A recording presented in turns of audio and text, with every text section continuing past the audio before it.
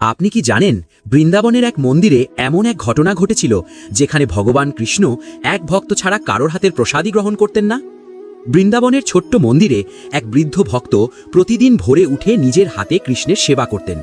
তিনি নিজেই ফুল তুলতেন, মালা গাঁথতেন আর ভালোবাসা দিয়ে ভোগ রান্না করে ঠাকুরজিকে নিবেদন করতেন। কিন্তু সময়ের সঙ্গে সঙ্গে তার হাত কাঁপতে শুরু করল। মালা গাঁথতে গেলেই সুতো বারবার ছিঁড়ে যেত।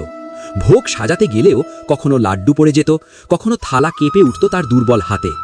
দর্শনার্থীরা বলতো, বাবা, এখন আপনার বয়স হয়েছে, অন্য কাউকে সেবা করতে দিন।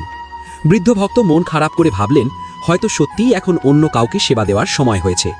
পরের দিন তিনি এক তরুণ ব্রাহ্মণ এলেন এবং মন্দিরের সেবা তার হাতে তুলে দিলেন। সেদিন সেই তরুণ খুব সুন্দরভাবে সব নিয়ম মেনে কৃষ্ণের সেবা করতে লাগল। কিন্তু আশ্চর্য ঘটনা ঘটল সেই রাতেই। মন্দিরের প্রধান মহারাজ স্বপ্নে দেখলেন শ্রীকৃষ্ণ দাঁড়িয়ে আছেন। কৃষ্ণ মৃদু হেসে বললেন, আজ আমি তোদের দেওয়া ভোগ স্পর্শই করিনি।